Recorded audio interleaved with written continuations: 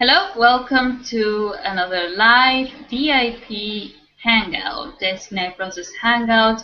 I'm filling in for your regular host, Anna Briggs Thompson, who is out of her regular environment, and I came to fill in for her. So I'm Marlene Vargas del Razo, and today we have a very interesting topic to discuss. Within this series of the physical body, we will be talking about the roles, masks, and characters in the flesh, which is essentially performance arts, acting specifically. And for that, we have invited Emmi Hiivola. I don't know if I'm pronouncing your last name correctly. Probably not. Can you tell us for us, please? Close enough, yeah. So, Emmi, thanks a lot for being here. She's in Finland, so for everyone watching, I want to remind you that you can ask questions and place comments throughout the Hangout, and that is through the Google Plus event or on the YouTube video. There's a section in yellow that says Q&A, so there you press it and then you can actually ask questions through your Google Plus account. And so let's begin with our conversation. So you are an actress, a performance artist as well. So tell us, how did you come to choose this as an activity within your life or career path?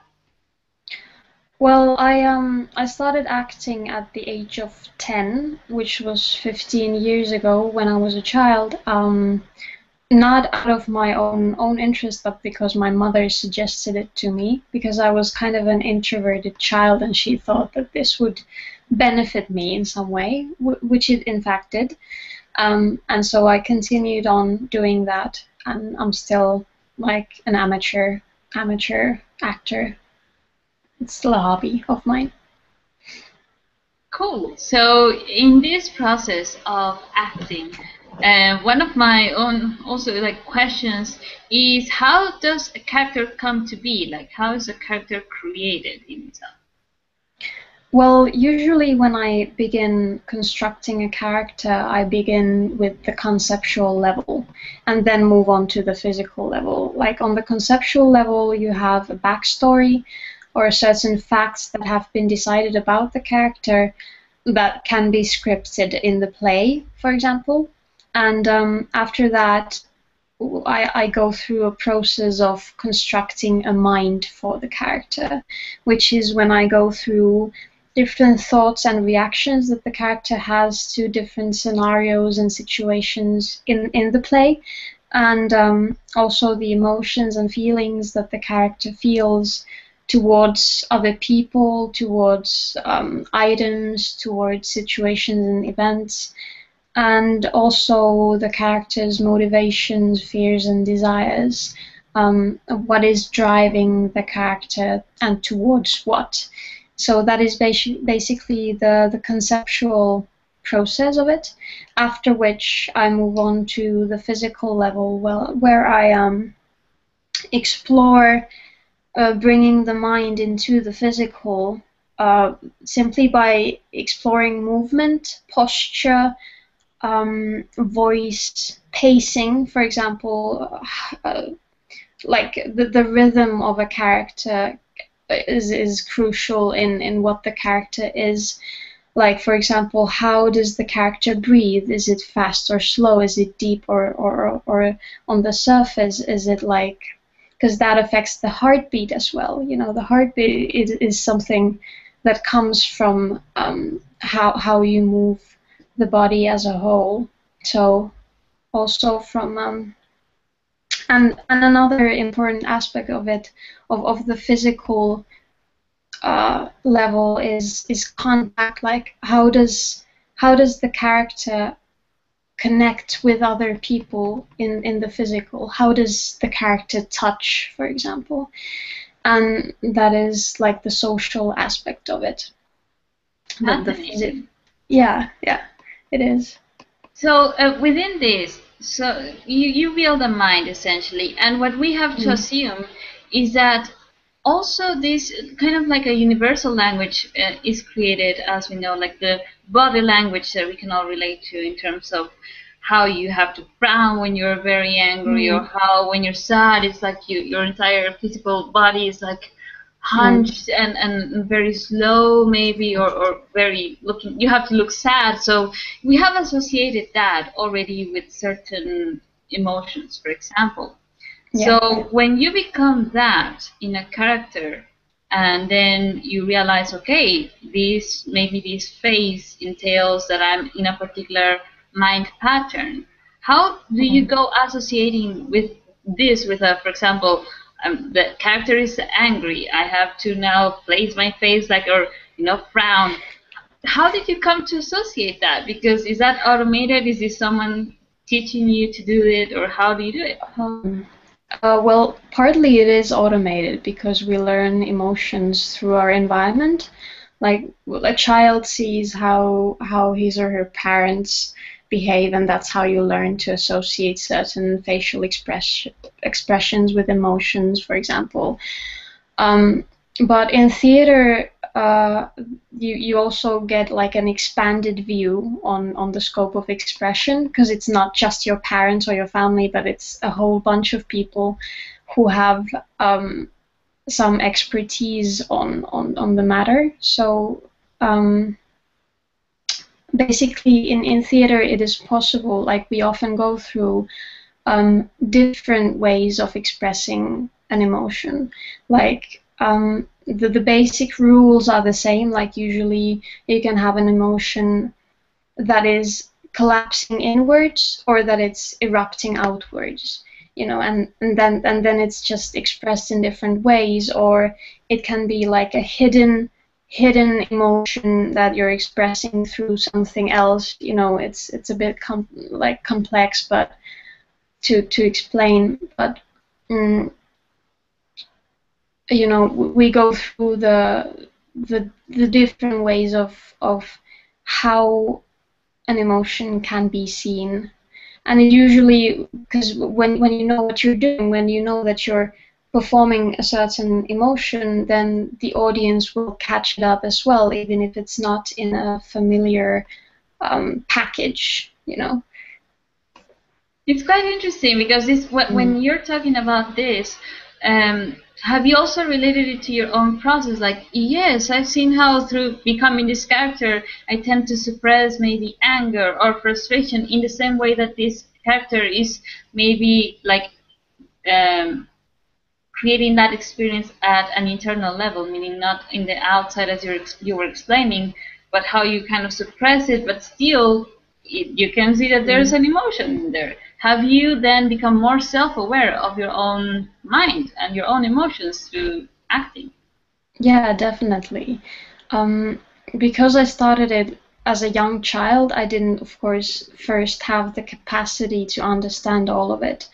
But as years went on by, and as I learned more, the abstract levels of it started making more sense, which is when self-reflection also became more and more possible. Like, for example, a few years back, we did a play where I played an anorexic character. She had anorexia, and the play was about her family relations and how she was dealing with the whole situation. And for example, there I had to, with myself, go through the same thought patterns because I recognized some of them in myself as well. And I realized while doing that character that that I will end up causing myself harm if I hold on to these thought patterns, for example. So that was helpful to me, yeah. Definitely. Like, it must be kind of shocking that you see maybe an aspect that one has identified of oneself, like, I'm a perfectionist, for example. And then you play out that perfectionist, and it's like, oh, it's as if I'm reading my mind. And so being able to kind of, reflect that within that character, and so support yourself that way. And also with the anorexia point, which actually, that's where it becomes very evident that a set of thought patterns lead to an eventual physical, in this case, harm and self-abuse. Yeah. So That's very illustrative. Hello to everyone that is watching. This is live. And hello, Paul. Hello, Harvest. I'm from Mexico, and Emmi is from Finland. So there you go. Thanks for watching. If you have any questions, please let us know. So let's move on. Emmi, I'd like to simply have you give us a little context also on what you know in terms of how art or theatrical arts have been used to also kind of imprint these personalities or moods and emotions onto people through that, like the tradition of the character, so to speak, the becoming a character, embodying emotions, and how these in this theater had like a major role within human tradition, so to speak. Yeah. Well, the art of theater, or the whole concept of another human being embodying somebody else's personality, was invented during the ancient Greek times. You know, there was during the Greek Empire, which was like a new concept back then, and to my knowledge, it has been used very much to convey, you know, what parents convey to their children in a larger scale theater has done to societies, is that norms have been passed on. For example, how is it acceptable to express a specific emotion or a feeling? How is it okay or acceptable to behave socially with people? How does social conduct work, for example? And how do people, like, it's also about power, like how do power relations, how are they visible, you know, and how does a powerful person look like, and what does a weak person look like? And then people identify themselves with either one and define themselves through that. So theater and acting in general has had a great influence on societies and people, as just by putting on an example of this is the example of what you should be. Exactly. It's like a form of programming that we see not only in theater, but also in the more massive level in terms of movies, TV series, and even from one another. You know, in our regular lives, whenever we see emotions, we take it for granted, or even by seeing someone acting in a particular way in their physical body, you know that, oh, they are angry at me, or they seem frustrated, they seem agitated, they seem nervous. So it's very interesting how we have immediately conditioned ourselves to, as you're saying, see that acceptable and not question, and even make it as part of the character. So let's talk about this aspect of how we become these masks, and how you have been able to either, for example, learn from a character. Have you ever learned from a character, you know, like taking aspects that you see are supportive? Well, yeah, I have. Like, in general, I have, for example, had a fascination for very masculine dominating characters, and I really wanted to perform those kinds of characters because they gave me a sense of empowerment, because I felt really disempowered and weak in my own living. And so once I started seeing that pattern, for example, like how I was always doing the same thing or wanting the same thing, I realized that there is a reason for that within me, that I'm doing this, and this is when I had to face myself and look for assertiveness or decisiveness in my own living, and to integrate that into my living outside of the stage, for example. And yeah. Have you ever, like, for example, you play a certain role, and what I've many times asked myself is, have actors ever like remained within character, so to speak? that maybe they don't realize that they became that character so much because they felt maybe, as you're saying, empowered or so comfortable within it that it becomes like another mask in your own life as Emmi, for example. Have you experienced this? Yeah, in a way I have. Like, I've associated this, for example, with a certain hairdo, for example. I put on a certain type of hair for a character, for theater, and I noticed how this type of hair gave me a sense of empowerment.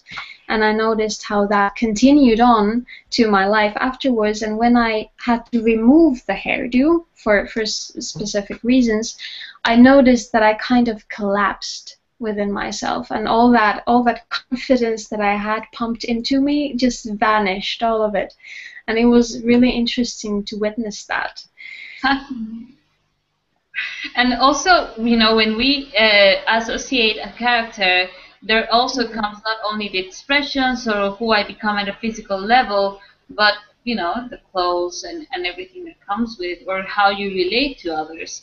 So in this, in your personal life, have you then used theater, for example, as a way to maybe sort out your own life, your own relationships, or as a catharsis for your own experiences? Well, yeah, in a way I have, especially when I was younger, when I was a child and a teenager, and I had a lot of issues with myself and with my family and friends. Theater became for me a place to find some sort of relief, because when I was a teenager, for example, I felt like I couldn't express myself in any way. So when I got to the stage, I was free to do whatever I wanted. I was free to shout if I wanted to cry if I wanted to, when I felt like I had no space for that in my usual living. So definitely it has been a release of energy for me, a place to release energy.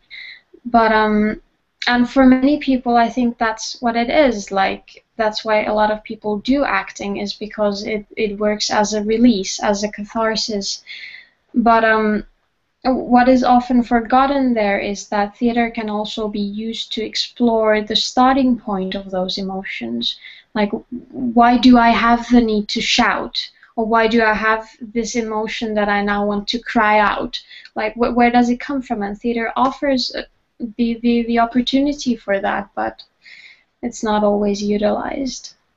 Yeah, that's a very important aspect, that it can be used constructively for the viewer, for the actors, to witness a mind in its entire embodiment at a physical level, thought pattern level, how it relates to everyone, and to so realize that that is a character, that if that character is doing something that is not supportive, harmful to oneself or others, then it's like seeing a mirror. And that catharsis was supposed to be, as you're saying, the emotional release, but that's just like the accumulation of heat that suddenly wants to explode. And in that, if one only, for example, bursts in anger, but if you don't really investigate, but why did I become angry in the first place? How did I come to create this character of myself that became so ingrained that I just embodied anger in myself and throughout my life without questioning it, which is the whole point of this process of understanding ourselves as our mind, understanding ourselves as characters, and we even work with characters.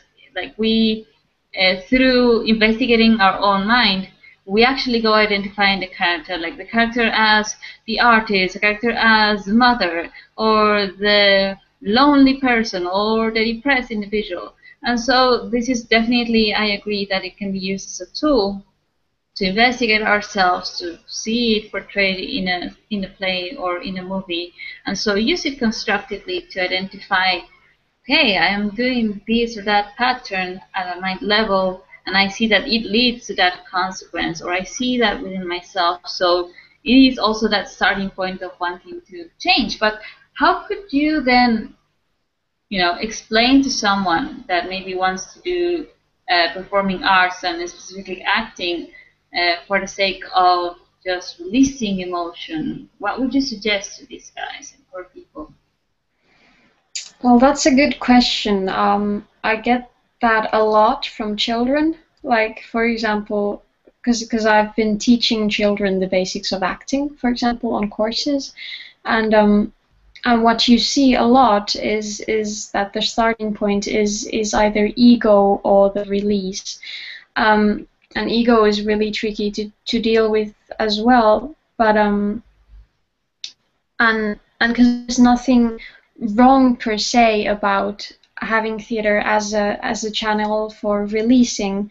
It's just that those things need to be like handled with when you're doing that. Like a lot depends on the director of the group who directs the actors.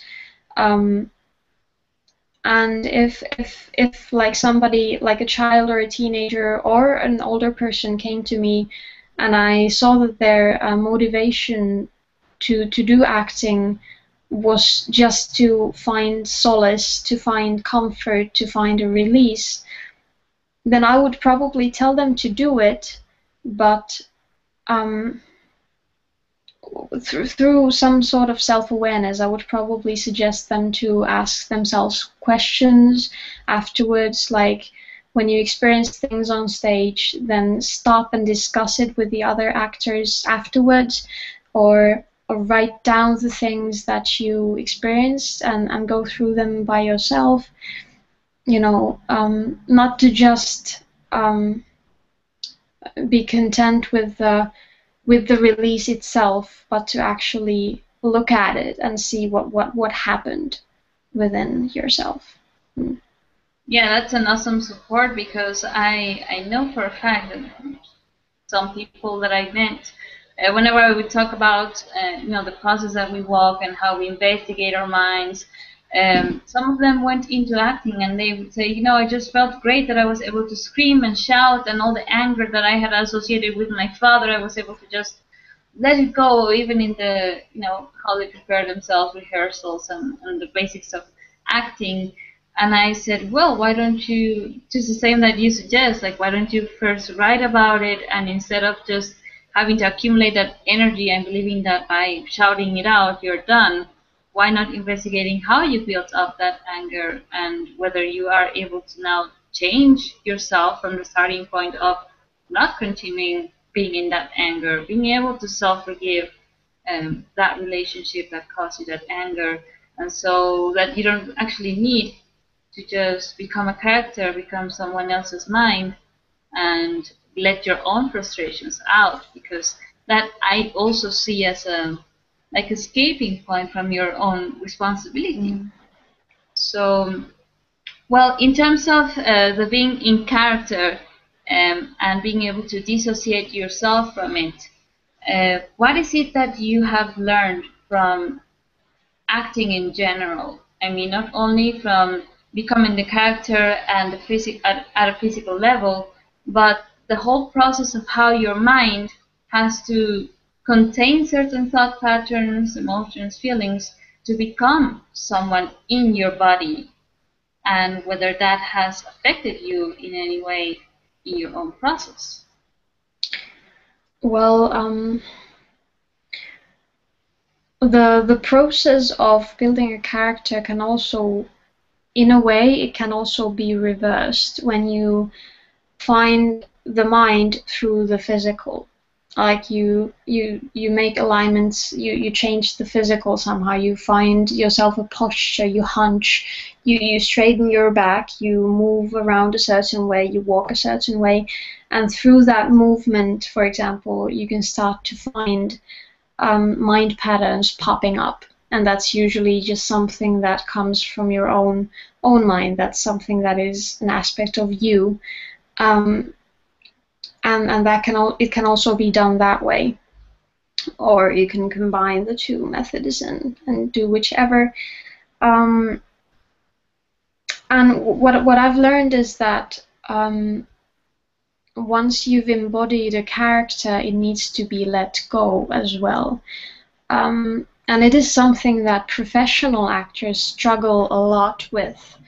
I've heard a lot about professional actors here in Finland, for example, like becoming seriously ill or addicted to certain substances, for example, because they get stuck with the characters that they have been performing, because the character has not been released from the body.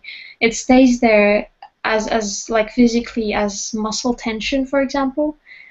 Certain tensions get locked in place, for example, if you don't deal with them, because a specific muscle tension, for example, can be linked to a certain mind pattern, for example. Like if I keep on thinking like perfectionism, for example, that I have to be perfect, and that can be felt in the back somewhere in a certain muscle, and then that gets stuck if you don't release the pattern of perfectionism from your own self.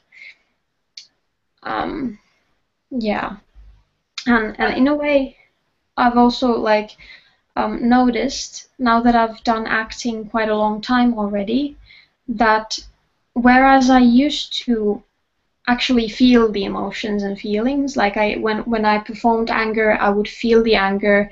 When I performed sadness, I would feel the sadness. But these days, I don't actually feel the emotions anymore. Like there may be some that I still feel, but mostly I've kind of managed to dig myself empty so that when I perform an emotion, it is purely a physical expression of that emotion. So I no longer feel it on an energetic level, which is really interesting. Yes. Mm. Absolutely, and that's also like a very cool confirmation, first of all, of the effect that our mind has upon our physical body.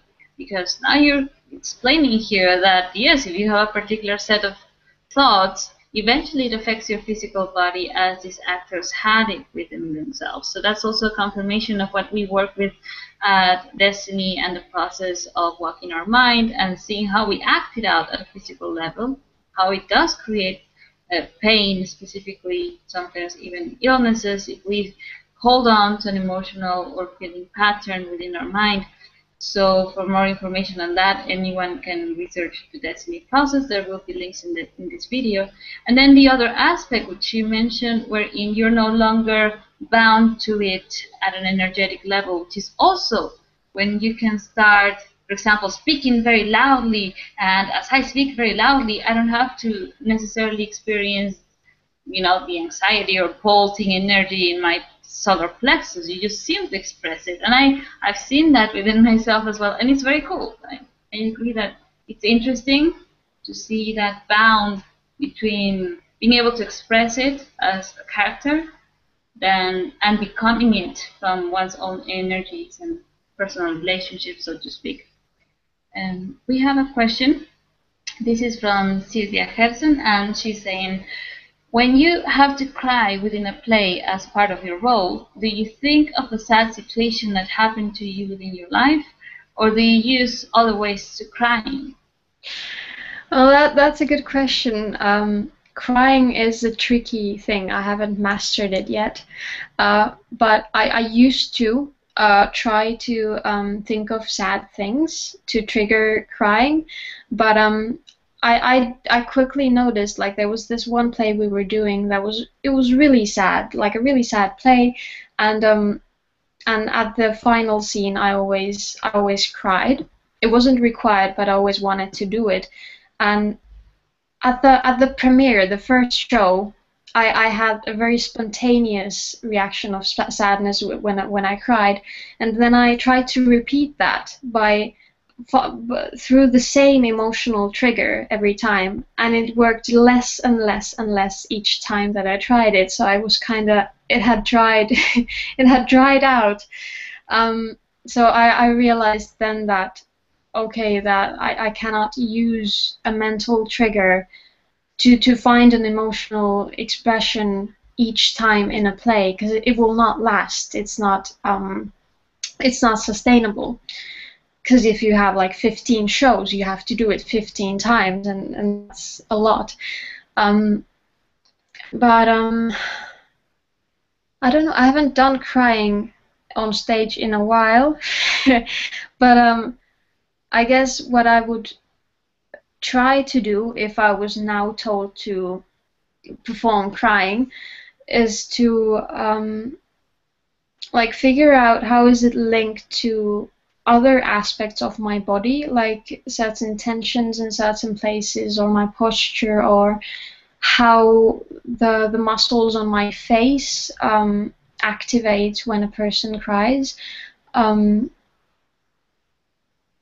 that is a good question. I don't have a clear answer to it, but I would try to find like a physical way of finding the tears. Yeah, that sounds very tricky, definitely. And in this same line of question, what has been the most challenging character, not only maybe at the mind physical level, maybe you have reacted to the character's mind frame, like, oh my God, you know, it is so retarded, he's just all the time sad and lonely, or maybe someone that had to maybe gain weight, a lot of weight, and you were unable to do it. Have you had this type of challenges? Hang on. I remember I was maybe around 17 or 18 when I had to. I remember that I had a character and I had no problem with the character itself, but the character had to read a poem that I just hated the poem. I thought it was tacky and awful, and it sounded like it was written by a 15-year-old teenage girl, and I had huge resentment towards performing that poem because all I could see was my first assumptions of the meaning behind the poem. But then my director insisted that I do it, that it's a good challenge for me.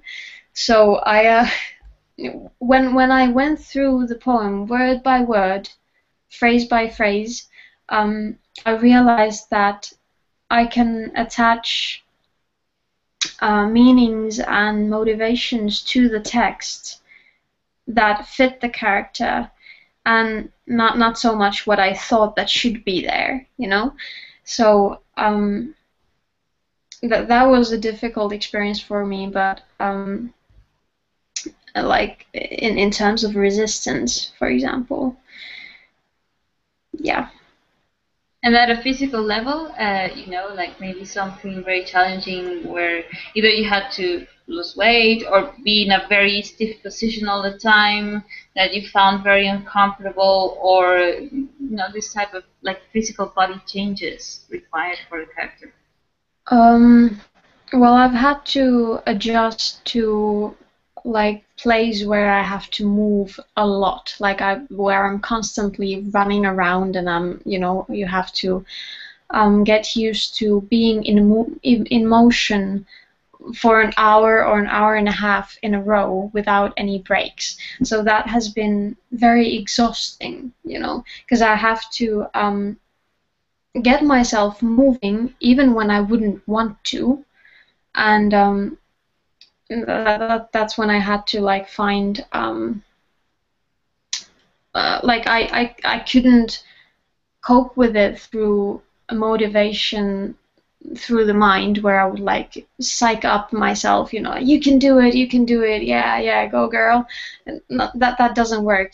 Where I just simply had to return to the point of setting yourself in motion physically, like the physical point of getting up, moving your muscles, and doing this and doing that.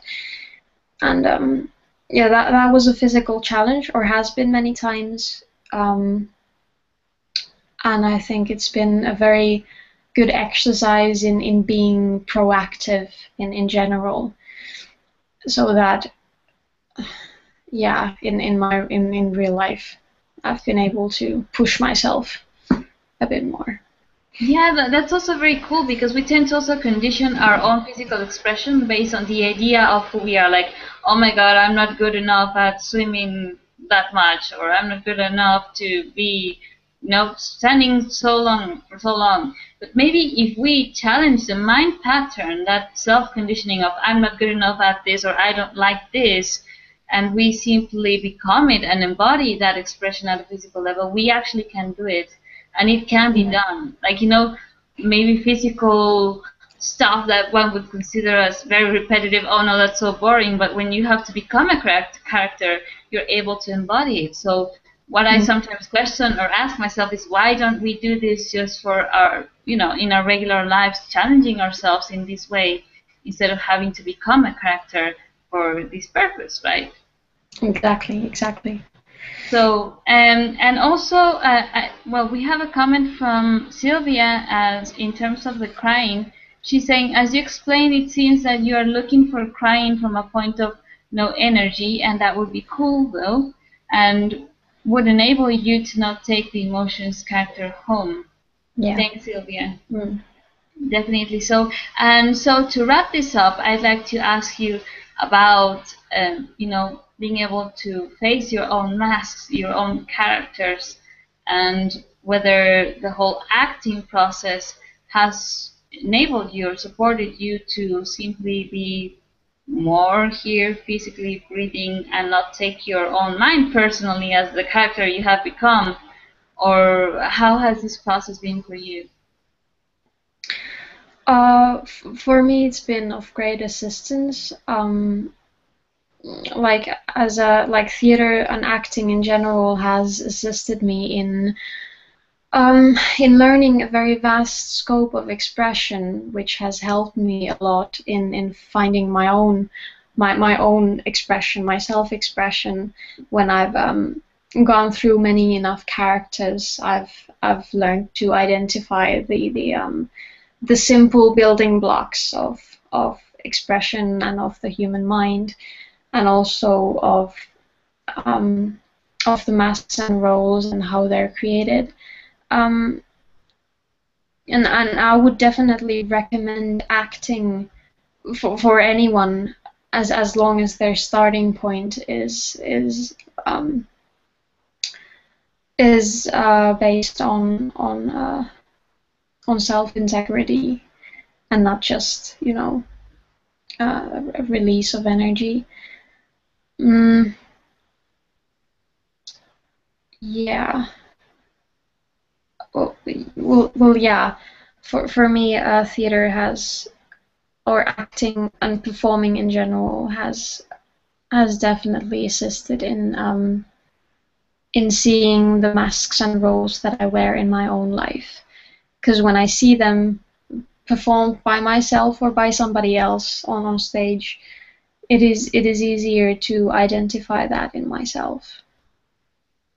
Definitely, very cool. And as a general suggestion for everyone and all of us that continue looking at these characters, not only in movies, plays, but within our own, relationships within ourselves, that we can actively then start kind of not taking our own minds personally, our own characters personally, but being able to just take a breath, take a moment, and say, wait, which character am I becoming here in this moment, and why am I taking my thoughts so personally, and act on them and just remain maybe for days, weeks, or years in an entire mind frame without investigating it, and realize that I can actually step out of character, which is what we actually work with and what we do at the Desteni process. It's like a decharacterization, a deprogramming of these characters in our mind whenever we see that something that we live out is not self-supportive, is self-abusive, is harmful toward oneself and others. So that's the purpose of also walking this with you, Emmi, to be able to share that vivid experience of what it is to be a real actress, but also how we can use, all of us that aren't into performing, for example, we can use that experience, that realization that you've come to, and apply it to our own lives, which is also why we share this. So thanks a lot for your time and for being here. Thank you. I enjoyed it. That's great. And Well, the series on the physical body will continue next week, next Thursday at the same time, and please be aware of that. Subscribe to this channel if you want to keep up with these hangouts. If you have further questions for Emmi, you can place them still in the YouTube video after this is done broadcasting. And thanks a lot again, and see you guys next time. Bye, Emmi.